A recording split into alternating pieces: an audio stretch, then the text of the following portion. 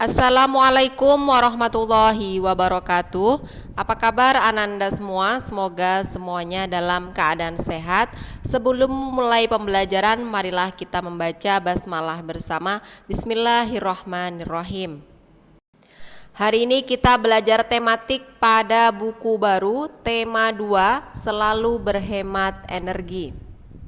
Kita akan belajar pada pembelajaran 1, pembelajaran 2, dan pembelajaran 3, dan berikut kompetensi dasar yang harus dicapai. Yang pertama kita belajar IPS. Matahari merupakan sumber energi yang sangat besar. Tumbuhan memanfaatkan cahaya matahari untuk membuat makanan. Manusia dan hewan sangat bergantung pada tumbuhan untuk memperoleh makanan. Jadi semua makhluk hidup membutuhkan matahari. Kemudian selain matahari ada juga energi lain, yaitu energi listrik, merupakan salah satu kebutuhan penting dalam kehidupan. Tanpa listrik, kehidupan manusia akan sangat terganggu. Selanjutnya pemanfaatan sumber energi listrik. Jadi di sini ada beberapa manfaat dari listrik. Untuk yang pertama sebagai penerangan. Peralatan listrik yang digunakan sebagai sumber penerangan pada umumnya adalah lampu. Dengan adanya lampu yang menyala, tentu kita bisa melaksanakan beberapa aktivitas pada malam hari, misalnya belajar, membaca, bermain, mendengarkan radio, dan melihat televisi, dan masih banyak lagi kegunaan yang lain. Untuk yang kedua, listrik menghasilkan energi panas. Nah, di sini alat-alat listrik yang menghasilkan panas antara lain ada setrika listrik, penanak nasi atau rice cooker, microwave, dan kompor listrik. Yang ketiga, listrik menghasilkan energi gerak. Nah, di sini ada contohnya, misalnya untuk menyalakan pompa air, kipas angin, pendingin ruangan atau AC, dan mesin cuci. Silahkan perhatikan bukunya pada halaman 5. Di situ ada manfaat sumber energi. Silahkan yang ada di video ini ditulis ulang kembali di buku paketnya. Di sini ada beberapa manfaat. Yang pertama sebagai sumber penerangan, kemudian berperan dalam daur air, menghasilkan energi listrik, membantu proses pengeringan, fotosintesis tumbuhan, membantu kesehatan tulang. Selanjutnya kita belajar SBDP. Kita belajar tentang nada lagu. Nada ditulis dalam bentuk simbol. Simbol nada disebut notasi. Notasi ada dua jenis. Yang pertama, notasi angka adalah notasi yang ditulis menggunakan simbol-simbol angka. Nah, di sini ada notasi rendah dan tinggi. Kalau yang rendah di bawah nada, kalau yang tinggi ditulis di atas nada. Yang selanjutnya notasi balok adalah notasi yang ditulis menggunakan simbol bentuk. Nah, di sini ada contohnya untuk nadanya dari do, re, mi, fa, sol, la, si, do. Yang rendah ditulis di bawah nada, yang tinggi di atas nada. Selain nada, dalam suatu lagu juga terdapat unsur birama. Birama adalah bagian dari suatu baris melodi yang menunjukkan jumlah ketukan. Misalnya birama 3/4. Tiap birama terdiri 3 ketukan. Setiap ketukan senilai 1/4. Pada umumnya suatu birama dibatasi oleh garis birama. Suatu lagu pendek terdiri atas 8 atau 16 birama, sedangkan lagu standar terdiri atas 32 birama. Selain nada dan birama, kita belajar tentang tempo. Tempo adalah cepat lambatnya sebuah lagu atau musik saat dimainkan. Pada garis besarnya, tanda tempo dibedakan menjadi 3 tanda: tempo lambat, sedang, dan cepat. Selanjutnya tanda tempo lambat, di sini ada beberapa jenis. Yang pertama ada grave, yaitu lambat, lento sangat lambat, adagio lambat, largo lambat. Untuk tanda tempo sedang ada moderato sedang, andante sedang seperti orang berjalan, andantino lebih sedang dari andante. Kemudian tanda tempo cepat ada allegretto artinya cepat, vivace artinya cepat tapi lincah, presto artinya cepat sekali. Selanjutnya kita belajar membuat karya tentang kincir angin. Nah, di sini ada rancangan karya dalam membuat kincir angin, bisa diperhatikan di buku paketnya. Kemudian untuk bahan dan alatnya ada bambu, botol bekas, kemudian karet sendal bekas, gunting, pisau, dan pelubang. Untuk langkah-langkah pengerjaannya ada 3. Yang pertama, memotong botol menjadi 3 bagian, kemudian membuat 8 lubang, dan yang terakhir memasukkan bambu ke dalam potongan botol.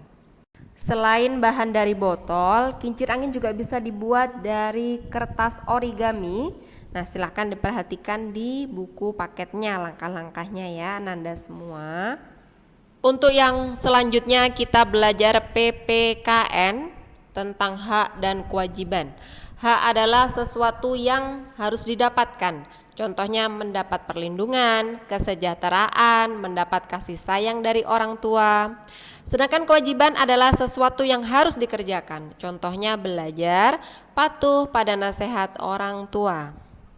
Untuk selanjutnya di halaman 17, ayo berlatih. Di sini membandingkan perbuatan, ada 2 gambar ya Nak ya. Silakan diperhatikan. Di situ ada yang mencuci. Yang pertama bagaimana kondisi airnya, yang kedua bagaimana kondisi airnya. Nah, untuk yang nomor 2 dan 3 silahkan dijawab langsung di buku paketnya. Yang nomor 2, apakah dia sudah mendapatkan haknya? Yang ketiga, apakah dia sudah melaksanakan kewajibannya?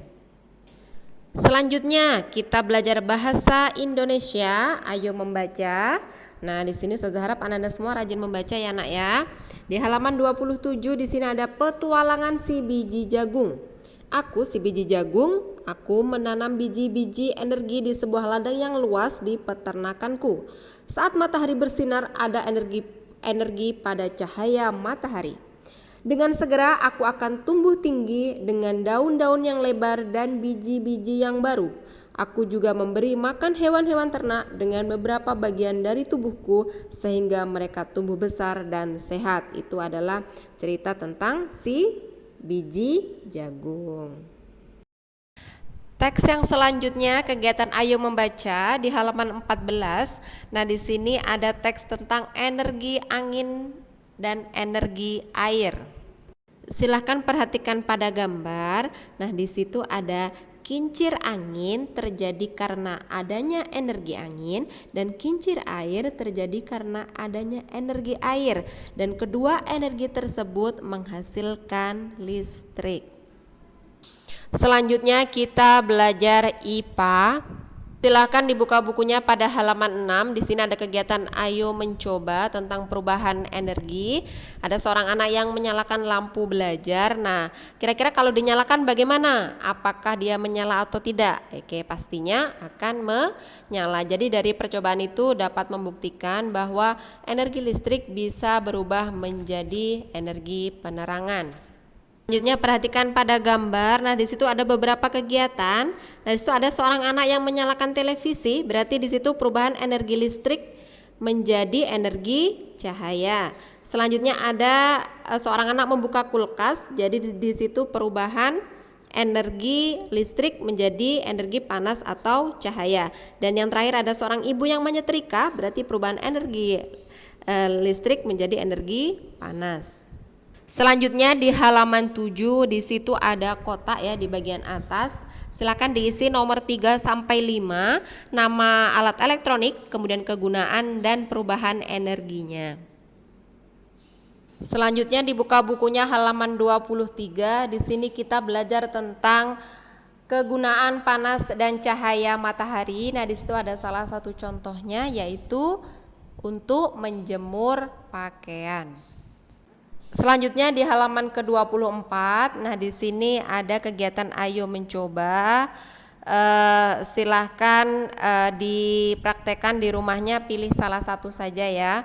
Bisa tisu atau kertas HVS atau sapu tangan, ditaruh di 2 tempat. Yang pertama terkena sinar matahari, yang kedua di tempat teduh. Selanjutnya kita belajar fotosintesis. Apa itu fotosintesis? Nah, fotosintesis merupakan proses pembuatan makanan atau energi yang dilakukan oleh tumbuhan hijau dengan memanfaatkan bantuan cahaya matahari. Proses fotosintesis memerlukan pertama cahaya matahari, air, klorofil atau zat hijau daun, dan karbon dioksida. Bagaimana proses fotosintesis berlangsung? Yang pertama, akar menyerap air yang ada di tanah. Kemudian air yang ada di akar mengalirkan ke bagian batang dan juga daun. Pada daun terdapat klorofil. Klorofil berfungsi untuk menyerap cahaya matahari. Sementara itu, karbon dioksida menyebar di bagian daun dan masuk ke sel-sel daun. Selanjutnya, pada daun terjadi proses kimia yang menghasilkan sugar atau glukosa dan oksigen. Hasil fotosintesis berupa glukosa akan menjadi makanan tumbuhan, sedangkan oksigen akan dikeluarkan ke udara. Baiklah, demikian untuk penjelasan fotosintesis. Semoga Anda semua bisa memahami penjelasan yang Ustazah sampaikan. Nah, selanjutnya di sini ayo menambah wawasan tentang bahaya listrik. Dalam menggunakan listrik, kita harus berhati-hati karena bisa menyebabkan kerusakan dan kebakaran. Selanjutnya kita menambah wawasan tentang manfaat sinar matahari bagi kehidupan. Nah, di sini ada beberapa manfaat. Di antaranya bisa menjadi vitamin D bagi tubuh kita agar semakin sehat. Kemudian matahari membantu tumbuhan dalam proses fotosintesis. Kemudian juga membantu dalam pengeringan pakaian. Kemudian dalam menjemur padi. Kemudian dalam proses pembuatan garam oleh petani garam dan juga pengusaha ikan asin. Dan juga proses menjemur kerupuk. Masih banyak lagi kegunaan matahari. Ustazah mengingatkan kembali untuk tugasnya halaman 7, 3 soal, halaman 17, 2 soal, dan tugas praktek halaman 24. Silahkan dikerjakan di buku paketnya masing-masing. Demikian untuk pembelajaran tematik kali ini. Semoga Anda semua bisa memahami. Dan Ustazah akhiri. Wassalamualaikum warahmatullahi wabarakatuh.